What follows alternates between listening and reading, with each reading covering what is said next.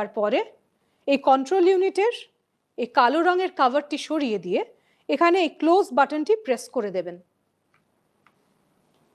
এরপরে এই টোটাল বাটনটা প্রেস করতে হবে, কারণ এইখানে ডিসপ্লে ইউনিটে আপনাকে দেখাবে কত ভোল্টস পোল্ড হয়েছে। তাহলে এই টোটাল ভোল্টস পোল্ড যেটা দেখাবে সেটা আপনাকে 17C ফর্মে পার্ট 1-এ আপনাকে এন্ট্রি করতে হবে। এরপরে হচ্ছে পোল স্টার্ট টাইম এবং পোল এন্ড টাইম, এইটাও আপনাকে 17C পার্ট 1 ফর্মে এন্ট্রি করতে হবে, সেটাও নোট ডাউন করবেন। এরপর আমরা কন্ট্রোল ইউনিট সুইচ অফ করব।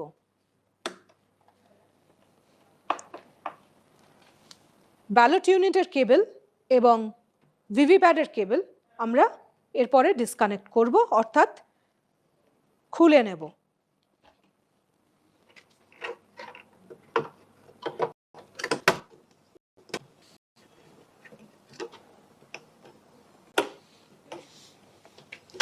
এরপরে এই ভিভিপ্যাডের পেছনে যে ব্ল্যাক নব আছে এইটাকে আমরা হরাইজন্টাল পজিশনে করে নেব।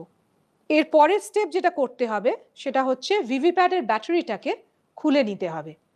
এরপরে এই 3টে ইউনিটকে এর নির্দিষ্ট ক্যারিং কেসে ঢুকিয়ে অ্যাড্রেস ট্যাগ দিয়ে সিল করতে হবে। সবশেষে বলি কোন কোন কাজ আপনারা কখনোই করবেন না। ডিসির দিনে 3টে ইউনিট কখনোই কানেক্ট করবেন না। মকপোলের সময় মকপোল চলাকালীন অন্ততপক্ষে 50টি ভোল্ট যতক্ষণ না কাস্ট হচ্ছে ততক্ষণ কন্ট্রোল ইউনিটের সুইচ অন সুইচ অফ করবেন না এবং কেবল কোনো অবস্থাতেই ডিসকানেক্ট করবেন না।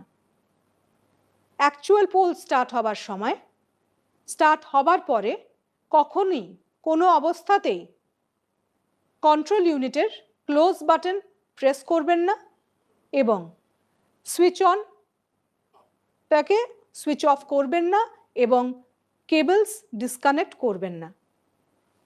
পোল ক্লোজের আগে কখনোই এই ক্লোজ বাটন টিপবেন না।